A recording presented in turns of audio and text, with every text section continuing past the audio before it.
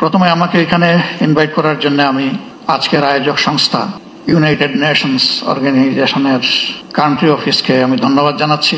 15.5 বছর জাতির উপরে অত্যাচারের যে স্টিম রোলার চলেছে, এর দ্বারা অনেকেই ভিক্টিমাইজড হয়েছে। জুলাইটা ছিল তার শেষ পরিণতি।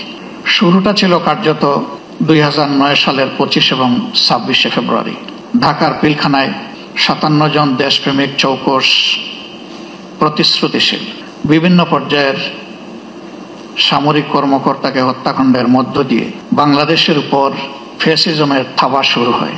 তারপরে একে একে রাজনৈতিক দল, প্রথমে আমাদের দলটাকে দিয়েই শুরু করা হয় এবং শেষ পর্যন্ত যারা অপোজিশনে ছিলেন তারা কেউ বাদ পড়েননি।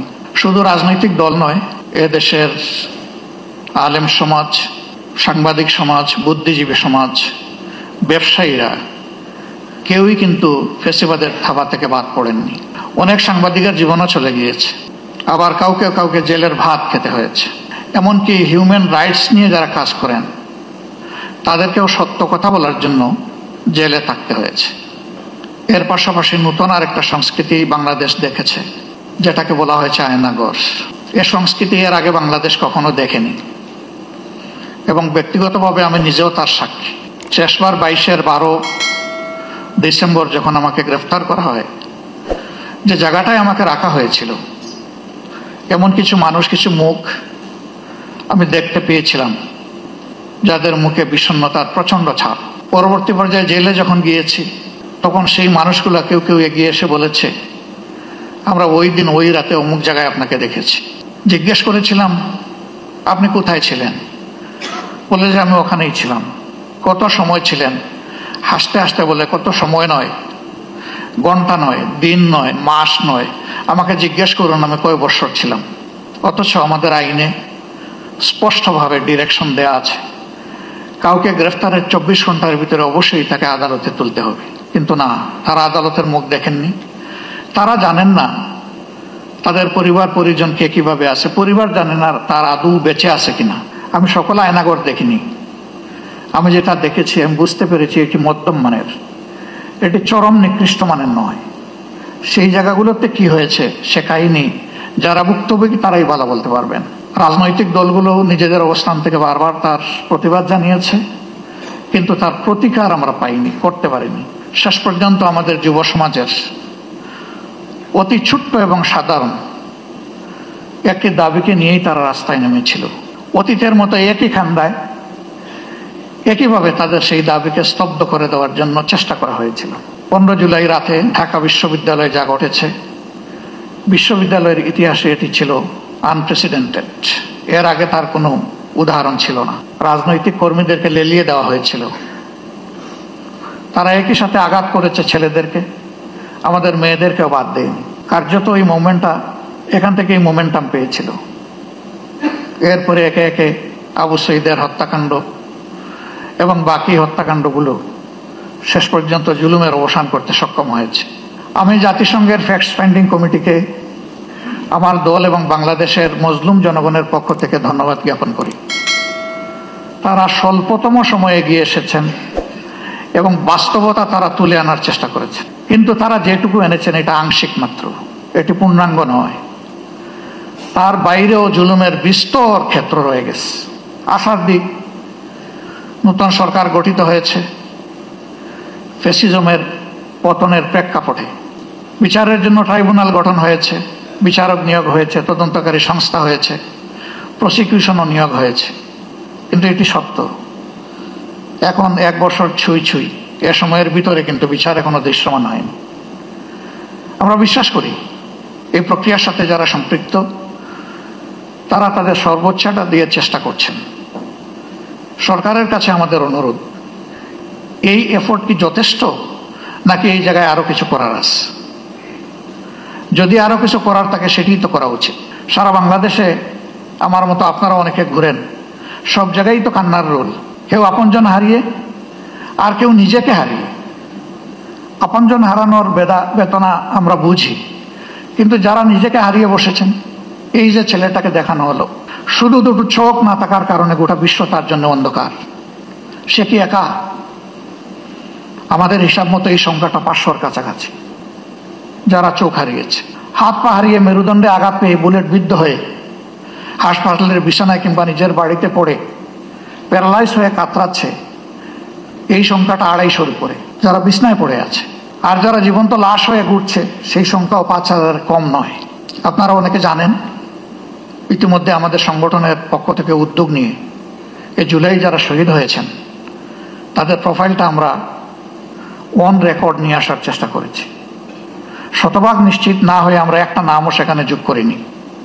আমাদের এই প্রক্রিয়া অব্যাহত আছে, এটাকে আমরা ক্লোজ করি। 12 ভলিউমের এই শহীদ স্মরণিকা আমরা সকলের হাতে পৌঁছে দিতে পারিনি, তবে আমাদের ওয়েবসাইটে বাংলা, ইংলিশ এবং আরবিতে ইতিমধ্যেই আপলোড করা আছে, সেটা কেউ ভিজিট করলে আমরা খুশি হব। আমরা এবার হাত দিয়েছি যারা জীবন্ত শহীদ তাদের জীবন নিয়ে, এই অন্ধ, পঙ্গু, হাসপাতালের বেডে পড়ে থাকা প্যারালাইজড, তাদের বিষয়টা তুলে আনার জন্য আমি সরকারকে অনুরোধ করব, এই কাজটা পূর্ণাঙ্গ যথার্থতা পাবে যদি সরকারি উদ্যোগে এটা হয়। আমরা আমাদের দিক থেকে পূর্ণ সহায়তা দিব ইনশাআল্লাহ, যা আমাদের কাছে ম্যাটেরিয়ালস আছে তা দিয়ে, এবং আরো যা প্রয়োজন আছে আমাদের পক্ষে সম্ভব সঙ্গত সবকিছু দিয়ে। ইতিহাস যেন হারিয়ে না যায়, ইতিহাসটাকে ধরে রাখা উচিত এবং শ্রদ্ধার সাথে এটা আমাদেরকে স্মরণ করতেই হবে। আজকে আমাদের এই বসাটাও ওই ত্যাগের বিনিময়ে।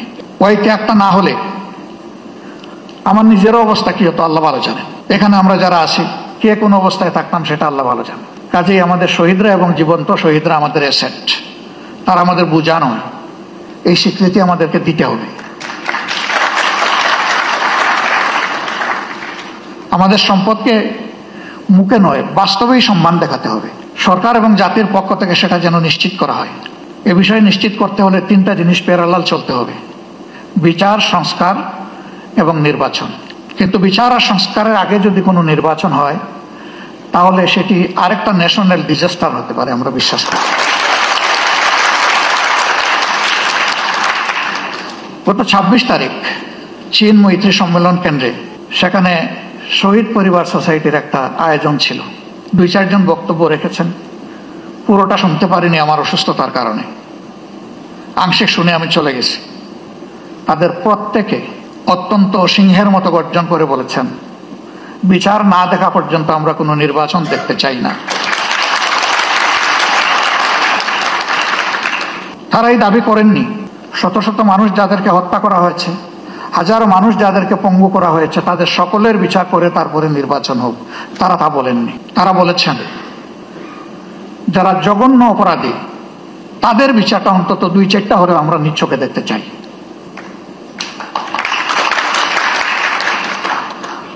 আমরা দেশ এবং জাতিকে ভালোবাসি সবাই। জাতিসংঘ ফ্যাক্টস ফাইন্ডিংয়ে যে ফ্যাক্টসগুলা তুলে এনেছে তার সাথে যেগুলা অপূরণ আছে সেগুলাকেও সংযুক্ত করে বিচারটা ঠিকমতো হোক। তবে আমি অত্যন্ত দৃঢ়তার সাথে বলবো যে ও বিচার আমাদের উপর করা হয়েছে, দল হিসাবে আমাদের নেতৃবৃন্দকে খুন করা হয়েছে বিচারিক আদালতে। এ ধরনের কোনো বিচারও দেখতে চাই না। বিচারটা যেন শতভাগ ট্রান্সপারেন্ট এবং ন্যায্যতার ভিত্তিতে হয়। এবং পার্সোনালি আমি বিশ্বাস করি ন্যায় বিচার প্রতিষ্ঠিত হলে কোনো অপরাধী পার পাবে না ইনশাআল্লাহ। যারা মানুষ খুন করেছে তারা তাদের ন্যায্য পাওনাটা বুঝে পাবে এবং বিচারহীনতার অথবা বিচারকে ধামা চাপা দেওয়ার যে সংস্কৃতি সেটা দূর হবে। আমরা আমাদের দলের পক্ষ থেকে প্রতিশ্রুতি দিচ্ছি, এই প্রক্রিয়ায় আমাদের পূর্ণ সমর্থন এবং সহযোগিতা থাকবে। জনগণের ম্যান্ডেটের ভিত্তিতে আমরা সরকার পরিচালনা করার সুযোগ পাই অথবা আমরা বিরোধী দলে থাকি, এ বিষয়ে আমাদের ভূমিকা হবে স্পষ্ট, ন্যায্য এবং অকুতভয়। আমরা কাউকে পরোয়া করে কোনো কিছু বলবো না, করবো না। ভয় করবো শুধু আল্লাহ তাআলাকে। দায়বদ্ধ থাকবো প্রথমে নিজের বিবেকের কাছে, তারপরে দেশবাসীর কাছে। অন্যান্য দলের পক্ষ থেকে একই প্রতিশ্রুতি আসুক তা আমি প্রত্যাশা করি। কেউ না কেউ তো আগামী সরকার চালাবে, তাহলে যারাই চালাক তারা যেন জাতির এই আমানত রক্ষা করে, আমরা যেন বিশ্বাসঘাতক না হই। আল্লাহ রাব্বুল আলামিন এই ন্যায় বিচার কায়েমের পথে আমাদের সরকার এবং জুডিশিয়ারি দুইটাকে আপোষহীন পথ চলার তৌফিক দান করুন। এবং আমি এখানে আরেকবার বলবো, জুডিশিয়ারি আমাদের স্বাধীন, এই কথা শুনতে শুনতে কান দুটো প্রায় বন্ধ হয়ে যাওয়ার উপক্রম হয়েছে। এটারও অবসান ঘটুক এবং সত্যিকার অর্থেই জুডিশিয়ারি স্বাধীন হোক, জুডিশিয়ারি তার পূর্ণ স্বাধীনতা ভোগ করুক। তাহলে আমরা মিনিমাম ন্যায় বিচার পেতে পারি বলে আশ্বস্ত হব।